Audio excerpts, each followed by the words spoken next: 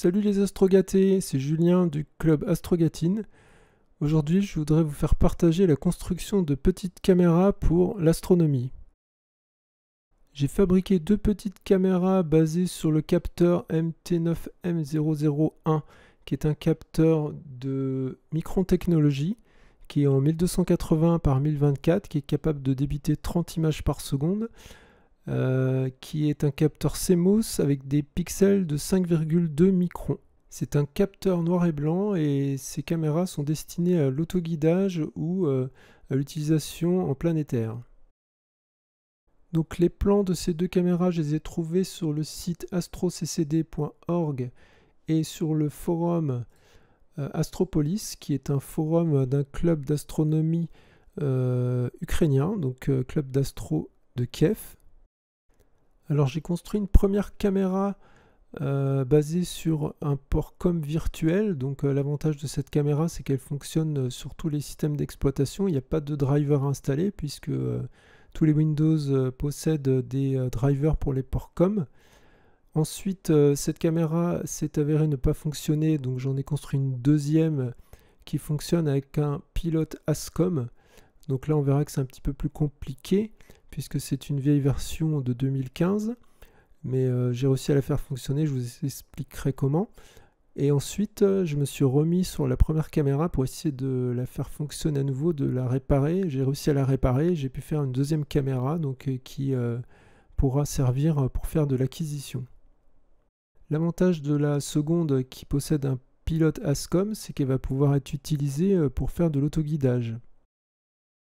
Alors j'ai pas mal travaillé dessus, par exemple pour la version avec le port COM virtuel, j'ai créé un boîtier sur un logiciel de conception 3D que j'ai pu ensuite imprimer en 3D et qui pourra être parfaitement adapté à ce modèle de caméra.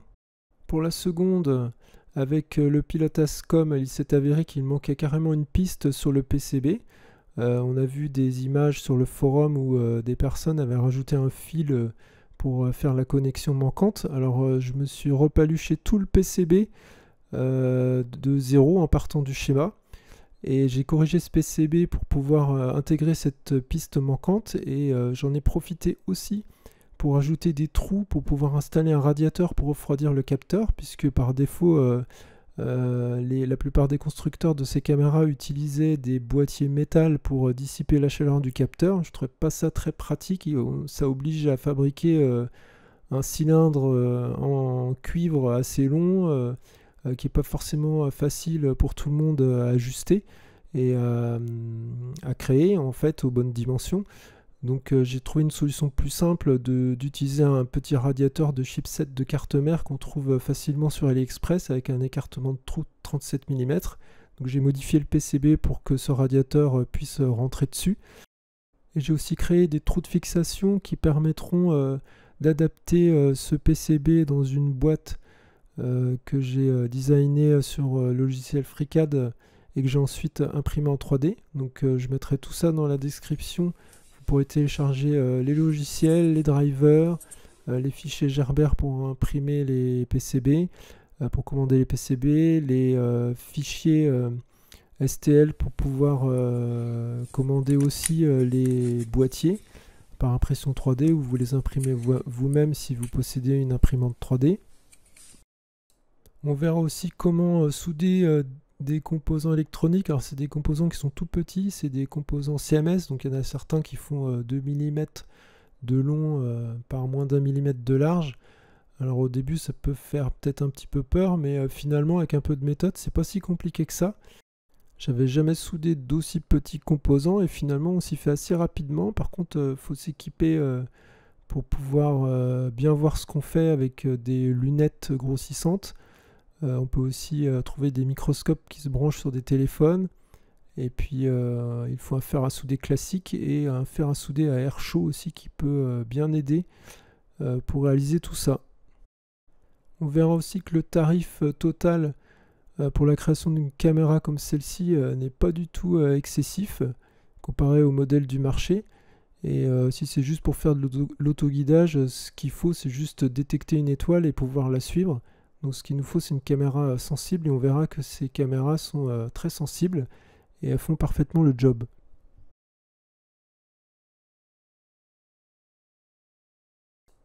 Alors pour la soudure, il y a plusieurs techniques. On peut déposer pour les petites résistances, par exemple, de l'alliage sur un pad, tenir la résistance avec une pince. Alors je conseille une pince inversée, donc c'est une pince qui, quand on lâche, tient fermement le composant, et quand on appuie, le relâche. On fait chauffer l'alliage pour placer la résistance sur un pad, et ensuite on vient souder de l'autre côté. Après on peut utiliser de la pâte à souder des deux côtés et mettre le composant et ensuite chauffer au fer à air chaud. Et on a aussi des petits composants avec plusieurs pattes où on va venir souder une patte pour fixer le composant, et ensuite venir souder les autres avec de la pâte à souder si vraiment c'est trop serré, comme sur des microcontrôleurs où on a des pitchs de 0,5 mm. C'est vraiment plus facile de le faire à la pâte à souder. Par contre, c'est évident qu'il va falloir vérifier les soudures en utilisant une loupe qui grossit beaucoup. Alors personnellement, j'utilise un oculaire de 25 mm. Donc si vous êtes astronome, je pense que vous en avez tous un sous le coude. Quand on le retourne, ça produit une loupe extrêmement puissante et qui est vraiment pratique pour voir les petits défauts de soudure. À propos du capteur, le premier que j'avais commandé était défectueux. Et la soudure n'accrochait tout simplement pas sur les pads. Alors les pads étaient légèrement dorés et n'étaient pas étamés. Le logo à l'arrière était MT. J'ai ensuite commandé un second composant avec une sorte de logo sous forme d'un triangle avec une sorte de cercle sans le nom de la marque, et avec les côtés qui étaient étamés, les pads qui étaient étamés, et il était beaucoup plus facile à souder. Il suffisait de mettre un petit peu de pâte à souder et de chauffer avec un fer classique, et la soudure prenait immédiatement. Il faut bien penser à vérifier les soudures avec un multimètre en position ohm. On peut trouver des petites aiguilles adaptées sur les pointes du multimètre pour pouvoir tester de toutes petites zones. Il y a aussi des choses fort pratiques, comme un petit boîtier qui permet de mesurer n'importe quel composant. Donc on a juste à brancher le composant. Ça marche aussi sur des CMS, et il va nous dire si c'est une résistance, un transistor, un condensateur. Il va nous donner automatiquement la valeur. Donc ça, c'est très pratique. Par contre, on ne peut pas tester directement sur une carte. Il faut faut démonter le composant avant de le tester, surtout pour les condensateurs. Je vous laisse regarder les différentes techniques de soudure pour les différents composants, afin que vous puissiez voir exactement comment j'ai fait pour souder ces tout petits composants. Alors certains composants ont un sens. Pour certains, comme le quartz, il faut regarder la fiche technique pour savoir sur quel pôle sont branchés le quartz.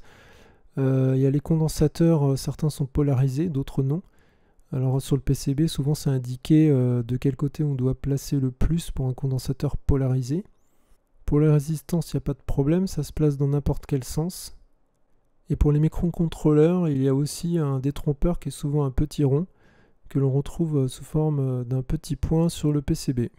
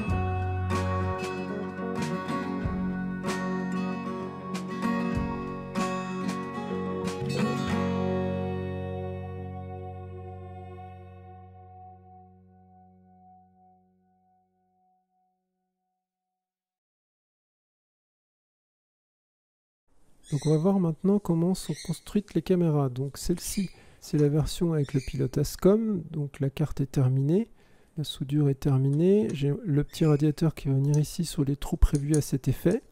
Et j'ai une bague qui est prévue normalement pour être montée sur des réflexes Canon et qui possède un pas de vis M42 à ne pas confondre avec le T2, standard de l'astronomie. Alors j'ai pas trouvé de bague directement en T2, il faudra que je mette une bague adaptatrice. Donc j'ai la carte qui va venir sur cette bague.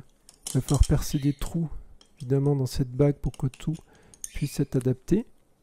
Et le tout va venir se mettre sur ce boîtier avec des vis et des ressorts qui vont se placer devant les trous.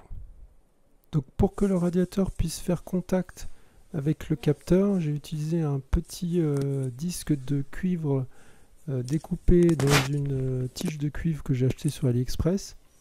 On va voir comment j'ai fait pour avoir les deux faces tout à fait parallèles. J'ai mis des petites cales en caoutchouc de 3 mm que j'ai collées sur le PCB afin de créer un petit espace pour que le radiateur passe au-dessus des composants.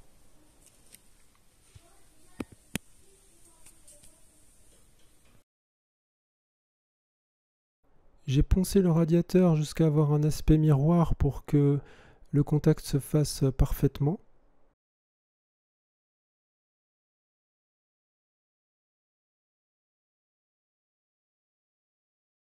Maintenant, on va voir comment j'ai réalisé le petit cylindre de cuivre. J'ai utilisé un morceau de bois que j'ai percé au diamètre de la tige et ensuite j'ai enfiché la tige dedans. Derrière, j'ai mis un boulon pour pouvoir régler la profondeur de la tige dans le trou et ensuite j'ai coupé à la disqueuse et j'ai limé puis poncé de plus en plus fin. J'ai contrôlé l'épaisseur plusieurs fois et j'ai recommencé le réglage avec le boulon et j'ai extrait à la fin quand il faisait pile la bonne épaisseur.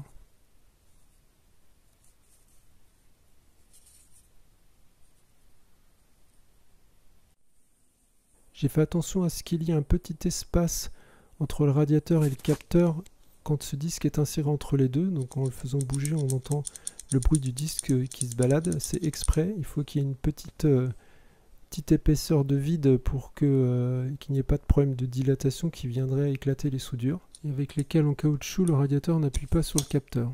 Ensuite, j'ai mis de la pâte thermique de chaque côté du disque, mais avant ça, il faut nettoyer toutes les surfaces à l'isopropanol. J'ai utilisé de la pâte thermique Thermal Grizzly Cryonaut, qui est une des meilleures pâtes thermiques actuellement sur le marché, pour conduire la chaleur du capteur vers ce disque de cuivre et ensuite vers le radiateur. Donc j'en ai entre le capteur et le disque et entre le disque et le radiateur. Une fois le tout monté, le disque ne se balade plus, la pâte thermique vient combler les petits espaces.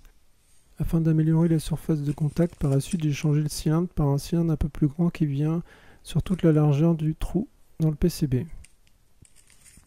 Ensuite j'ai scotché la bague sur un PCB non utilisé et j'ai aligné avec le trou déjà existant et ensuite j'ai percé au 2 mm. Alors sinon il y avait un petit souci avec ces deux composants qui sont un petit peu hauts, donc quand je mettais la bague elle touchait ces deux composants. Donc pour éviter ça j'ai poncé d'abord au gros papier de verre puis ensuite au plus fin jusqu'à ce que la bague rentre parfaitement sans toucher les composants électroniques. Donc voici comment se monte le boîtier avec la bague et le PCB.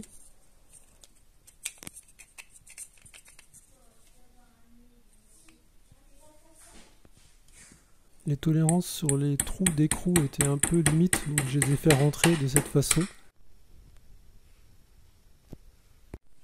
On voit ici les petits ressorts que j'ai mis qui s'intercalent sur les vis entre le PCB et la bague.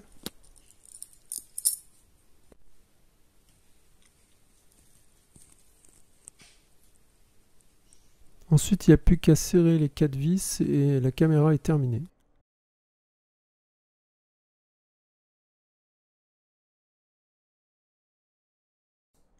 Voici la bague d'adaptation pour la caméra Ascom pour passer le pas de vis M42 vers le T2. Donc d'un côté, on a un pas de vis en diamètre 42 mm par un fil de 1 mm, communément appelé M42, et de l'autre côté, on a le pas de vis du même diamètre, donc 42 mm, mais un pas de 0,75 mm, communément appelé T2, qui est le pas standard de l'astronomie.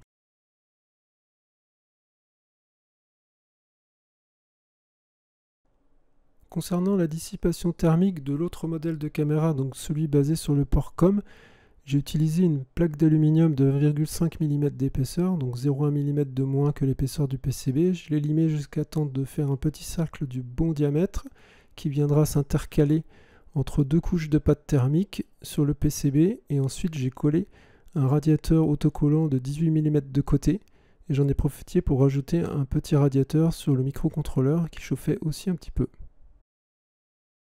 On voit ici le PCB posé sur la bague qui servira dans le boîtier pour cette caméra. Donc voici le PCB de la caméra version COM avec le câble USB et les petits radiateurs montés.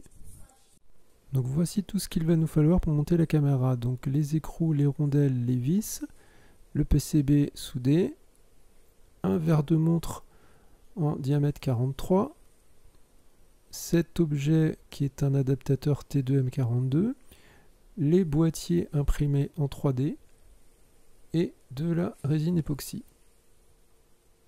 Donc première chose à faire, on va récupérer l'anneau qui se trouve dans l'adaptateur, puisqu'on va se servir uniquement de cet anneau. Il a un pas de vis T2.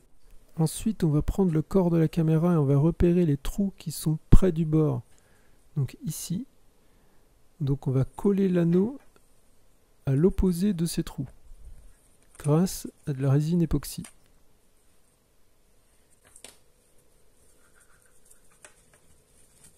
Donc on mélange les composants, il faut aller assez vite parce qu'ici c'est de la résine prise 2 minutes.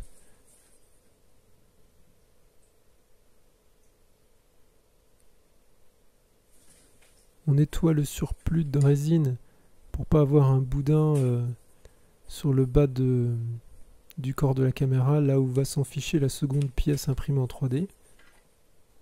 Ensuite j'ai collé un écrou dans cette partie-là de la seconde pièce qui servira à fixer l'anneau sur le corps de la caméra. On attend que ça prend et ensuite on retire la vis. La vis de 20 mm que j'ai utilisée sert uniquement à ça. Ensuite j'ai placé les 3 écrous dans les trous prévus à cet effet sur l'anneau qui viendront se caler juste derrière la plaque de verre. Donc là j'enlève la vis de 20 mm car l'écrou est collé à l'intérieur, elle ne servira plus. Donc la résine est sèche sur le corps de la caméra. Alors les traces de résine, ça part très bien à l'isopropanol ou alcool isopropylique. Vous trouverez ça sur internet ou dans les magasins de bricolage. Ensuite j'ai collé le verre de 43 mm dans l'espace prévu à cet effet.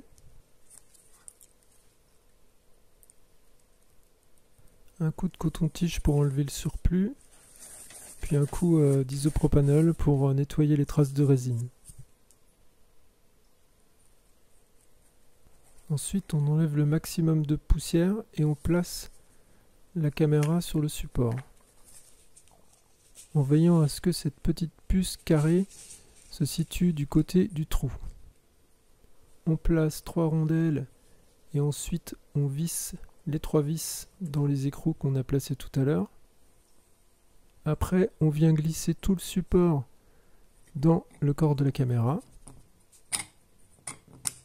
On place la vis qui est sur le côté qui va venir se visser dans l'anneau central. J'ai collé les écrous à l'intérieur du couvercle. Et ensuite, il n'y a plus qu'à tout assembler. Il n'y a pas besoin de coller le connecteur USB, il tient tout seul par les pattes de fixation à souder qui débordent sur le côté. Comme vous pouvez le voir, je peux brancher et débrancher la caméra sans problème.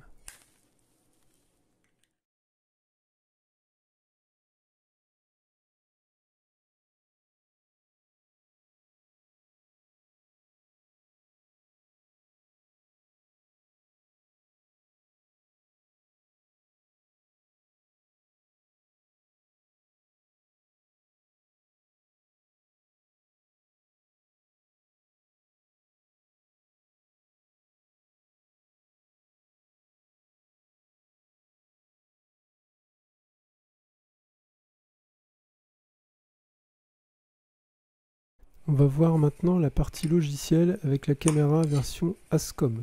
Alors pour flasher le firmware sur la carte, on la branche sur l'ordinateur. Alors ici j'ai pas encore soudé le capteur, mais ça pose pas de problème. Donc on attend qu'il installe le pilote de la puce FT2232. Ensuite on va aller chercher les pilotes sur le site FTDI pour remplacer ceux qui sont installés par défaut par Windows. Donc on va aller cliquer ici pour télécharger le pilote et ensuite on va l'installer.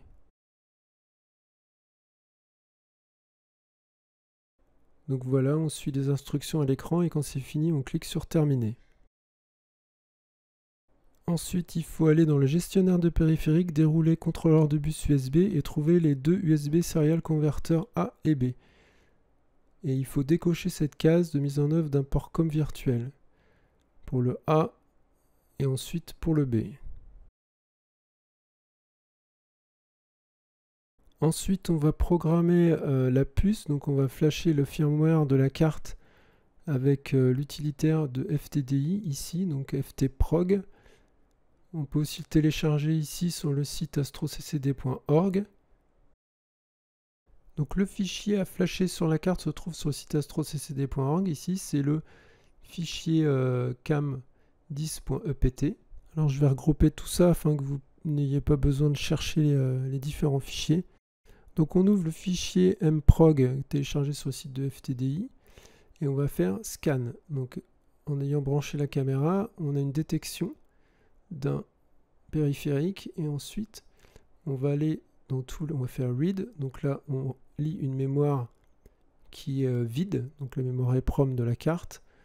Et ensuite on va aller chercher le fichier à flasher. Donc on fait file open, on va chercher ce fichier cam10.ept, on l'ouvre et ensuite il n'y a plus qu'à le flasher sur la carte. Donc on fait device programme. Donc quand il a fini, on met un message et on peut vérifier que ça a bien été écrit en faisant tool read. Et là on voit que les valeurs ont changé et on a des informations comme quoi on a bien le firmware de la cam10 qui est flashé dans la carte. Ensuite on peut fermer. Ensuite, le viewer permettant de faire l'acquisition est ici, sur astroccd.org. Et on a aussi le dernier pilote ASCOM à installer, donc ici en version 0.5. Donc quand on clique sur le lien, on a toutes les informations sur le pilote ASCOM. Et si on descend un petit peu, on a la séquence d'installation. Donc on nous dit d'installer le Net Framework 3.5 SP1 ou supérieur qu'on trouvera sur le site de Microsoft, la plateforme ASCOM 6 SP1 ou supérieur. Ensuite, on connecte la caméra, on installe les pilotes, donc ça on l'a fait. Ensuite, on peut flasher la carte avec l'utilitaire mprog, chose qu'on a aussi déjà fait. Et ensuite, il n'y a plus qu'à installer le pilote version 0.5 dont le lien se trouve tout en bas.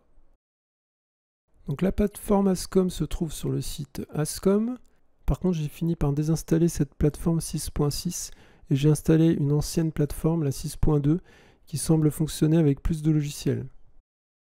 Donc voici la page où trouver le Net Framework 3.5 SP1, le téléchargement du driver en version 0.5 et l'installation de ce pilote. Donc ensuite, il n'y a plus qu'à utiliser le viewer pour pouvoir utiliser la caméra en acquisition. Vous pourrez aussi l'utiliser via le pilote ASCOM dans vos logiciels d'autoguidage. Donc là, il y a des points d'interrogation un peu partout. Pas d'inquiétude, c'est que le logiciel à la base est un logiciel ukrainien. Mais par chance, il y avait les codes sources du programme que j'ai pu donc traduire pour faire une petite version anglaise que vous trouverez dans le package qui est en description.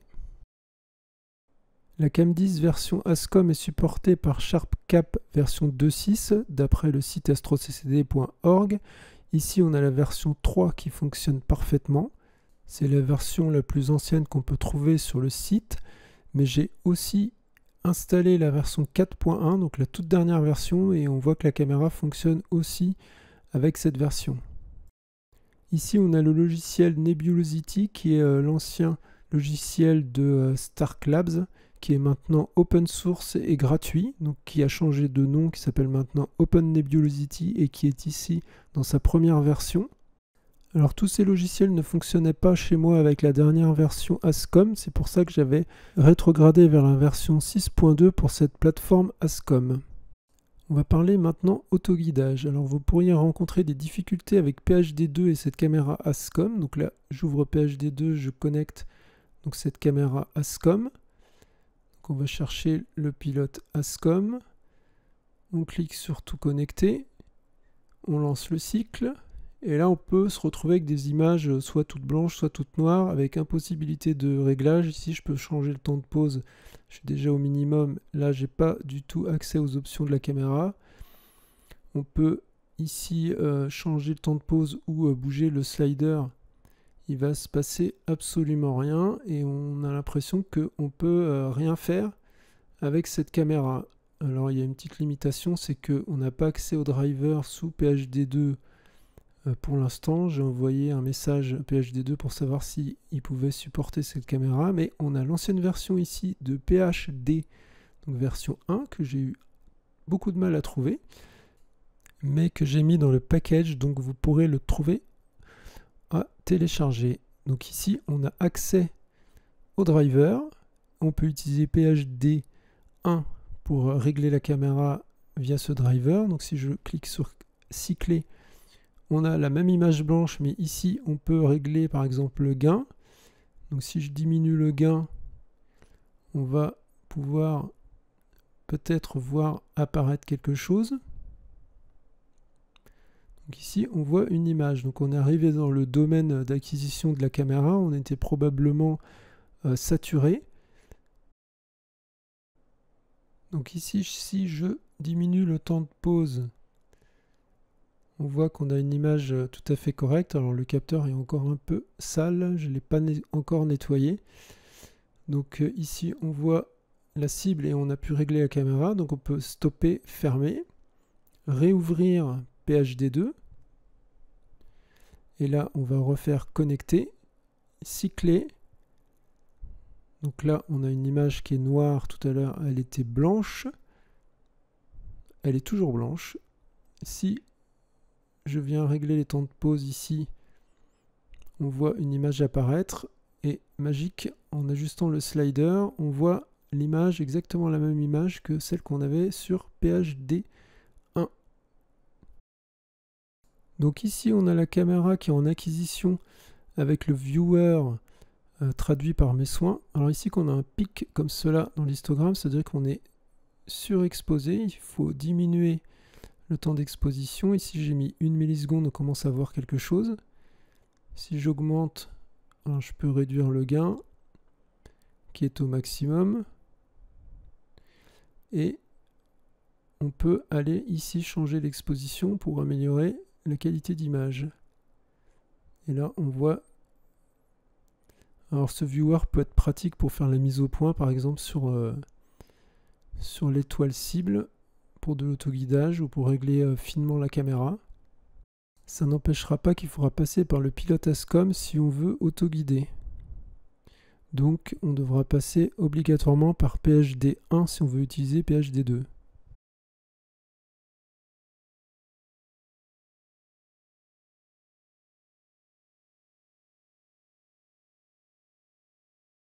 Alors on va parler maintenant de la carte en version COM, donc la première que j'avais fabriquée. Alors ça va être beaucoup plus simple, il suffit juste de programmer la carte avec cette petite clé USB qui sert à programmer les puces de chez ST Microelectronics. Alors on va avoir besoin juste de brancher 3 fils, le SW Clock, le SWDIO et le Ground.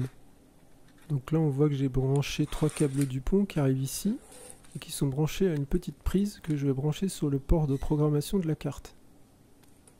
Donc c'est sur ce port-ci qu'il faut brancher ce câble. Donc ici on voit bien la prise, comment procéder au câblage. Donc il n'y a pas d'erreur sur les couleurs, hein. Le fil rouge c'est bien la masse, donc le fil tout à gauche. Le fil du milieu c'est le fil de data et le fil d'en haut c'est l'horloge, clock. Donc on va brancher la masse sur la masse, le data sur le SWIO et l'autre fil, donc clock, sur le SW clock. Donc maintenant j'ai procédé à la programmation, donc j'ai branché un fil sur la carte, je vais brancher la clé USB pour programmer cette carte et ensuite on branche le port USB pour l'alimenter. Alors si on veut aller chercher tout ce qu'il faut directement sur le forum, il faut aller à la page 188 du topic et si on descend un petit peu, on voit ici le schéma. Alors on peut faire un grand merci à Grim parce que c'est lui qui a créé toutes ces caméras, un vrai passionné. Donc on a des images de la caméra. Ici on voit bien que la soudure a été un petit peu allongée ici parce qu'il y a un défaut sur le PCB. Alors on va voir ça. Donc voici le PCB de la caméra version com et ici donc il s'agit de cette patte. Si on zoome un petit peu, on voit qu'entre le pad et le via, il y a un petit espace qu'il va falloir combler en grattant le via et en faisant une soudure un petit peu plus longue.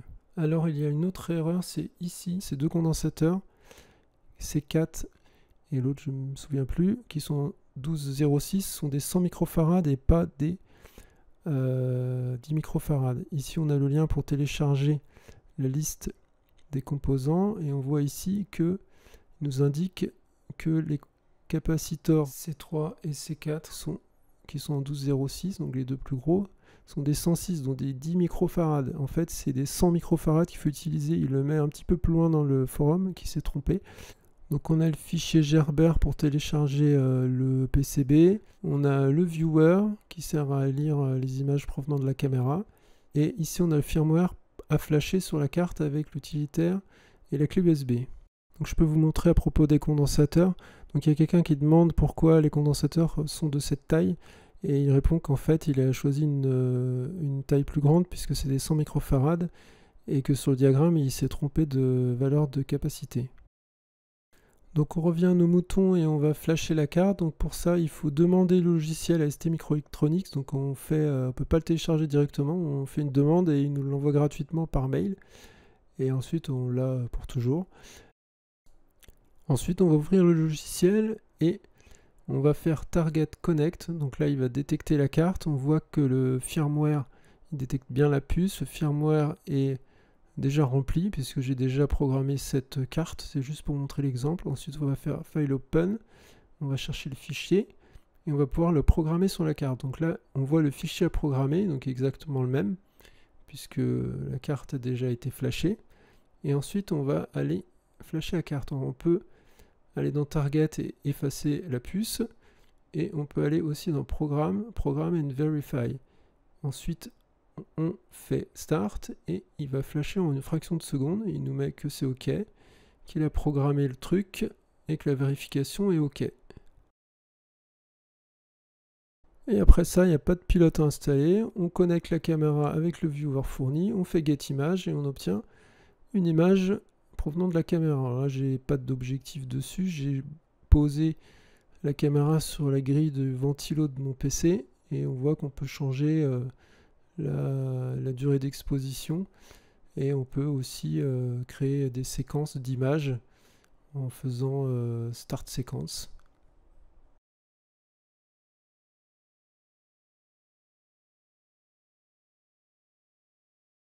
Ici, on voit la caméra, une fois terminée, montée dans son boîtier que j'ai pu monter sur une lunette guide pour tester sur ma cible préférée.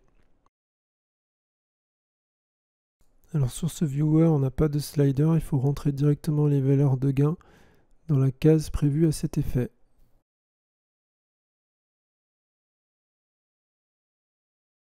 On peut voir ici la caméra version com faire des acquisitions planétaires.